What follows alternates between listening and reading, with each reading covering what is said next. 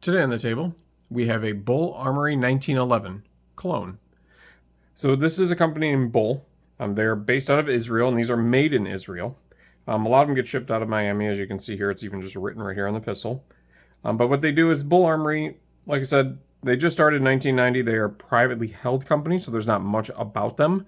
But they do make clones. They make 1911 clones and CZ75 clones. So this is a Commander model of a 1911 that they make. And I can show you that here. You can see here it says 1911 Commander. It is a 45 ACP. You can see the BUL Limited. BUL, I mean, it's just an odd little name. It's just BUL is the name of the company.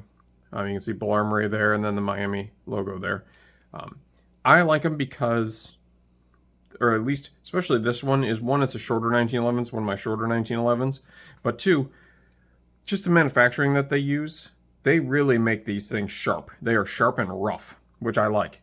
You can see here on the rail that these are crazy deep grooves compared to, other 1911s where you have these to, to help you with, drawing it or loading it. It's just super easy to hold on to. And then just the detail here, like this is quite rough as a matter of fact. And this, the back strap obviously, and then the front strap here, same thing. And then this is pretty rough. And so are the grips. These plastic grips they have a lot of texture to them. I mean, there's no way this would slip out of your hand whatsoever. Even if you had sweaty or dirty hands, it's not coming out of your hand. It is super, super easy to hold on to. We can do a quick safety check here since I opened it up. And you can see there that it is not loaded. And then it just comes with a standard magazine here. You can see here just an 8-round mag right there.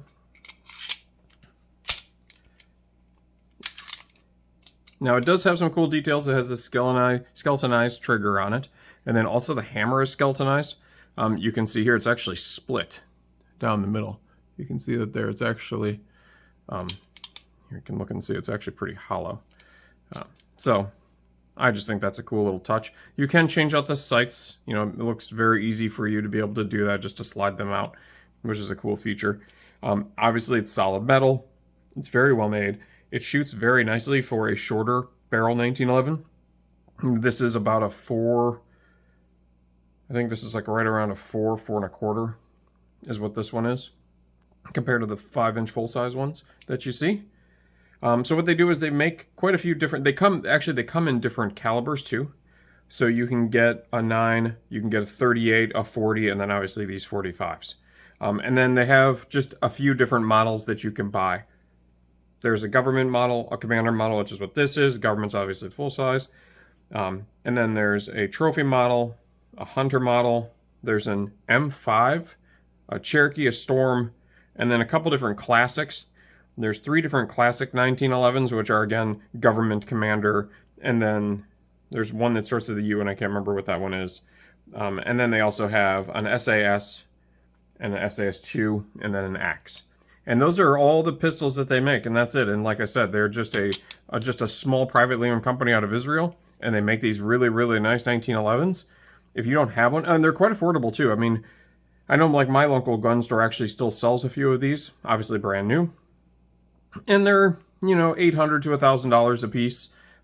Definitely worth their money.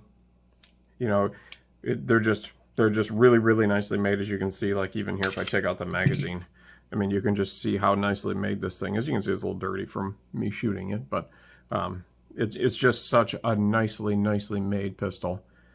And something different to have in your collection. That's why I was showing it and not having something super old on here today. Because I was like, hey, you know what? I wonder if anybody's seen a BUL. If you have a BUL Armory, let me know what model you have. I'd be really curious, too, if you have a CZ75 clone based on BUL or made by BUL. That would be really cool to hear about. And, just let me know what model you have and which one you shoot in the comments. But thanks again.